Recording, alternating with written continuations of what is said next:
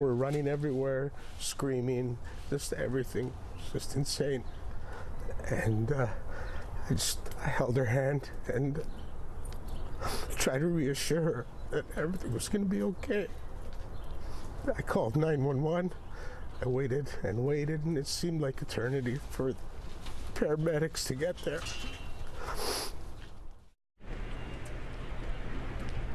Her name was Anne-Marie D'Amico. She is one of the 10 people who died yesterday on Yonge Street when a van ran them down on the sidewalk. She just turned 30 and was a longtime volunteer at Tennis Canada and worked in an investment management firm. But most of all, she was loved by many. Good evening. Amidst the horror that took place here on Yonge Street yesterday, when we saw the worst of humanity unfold, some showed us the very best of humanity. One of those people was a man who tried to help Anne-Marie, and he spoke to us today because he wanted to let her family know that she was not alone in her final moments, that someone was with her who deeply cared. Now, this is a very painful interview to watch, and on our screen will be the special hotline number the city announced yesterday for anyone who needs help to call.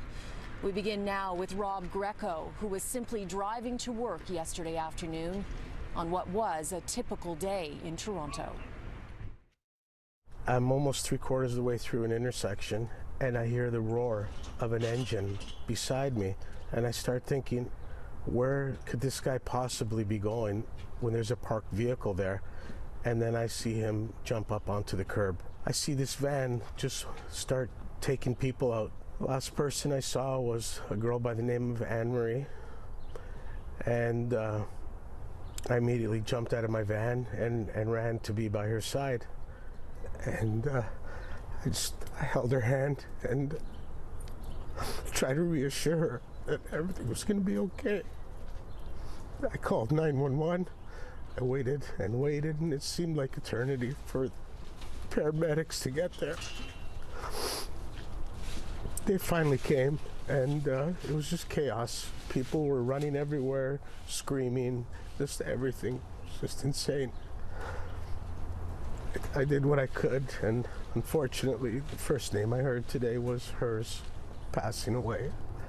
And I was hopeful that she was going to survive.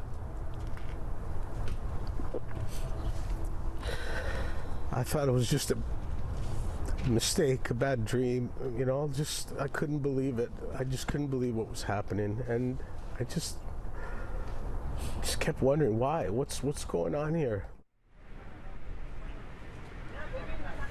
Rob says he assisted paramedics as they tried to help Anne-Marie and stayed with her until she was put in the ambulance.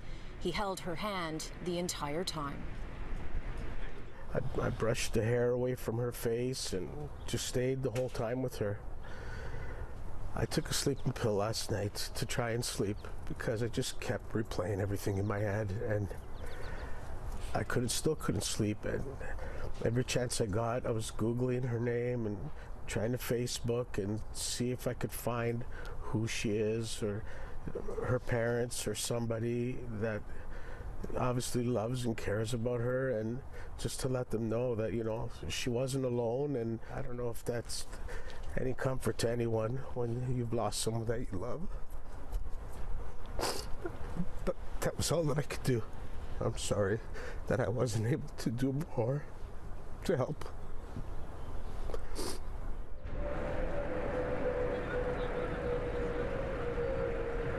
And just moments ago, police began taking down the yellow tape, and they are lifting the blockade of the street. Yonge Street is starting to reopen. People have been bringing flowers and leaving them along the sidewalk. Now, Rob Greco told us he is going to get counseling, but he knows that he will be forever haunted by what he saw yesterday. Anne-Marie's family released a statement today which reads in part, Anne-Marie had a generous heart and always did big things for people. She genuinely wanted to care for all of those around her, even if it meant sacrificing a portion of herself in return for others' happiness. We want everyone to know that she embodied the definition of altruism. It comforts us knowing that the world has a chance to know her, and we hope that in this time people fight with the same altruism rather than anger and hatred. And I spoke with Anne Marie's brother Nick today, who told me that she would have done exactly the same thing that Rob did for her. She would have stopped to help a stranger and offered kindness, caring, and compassion.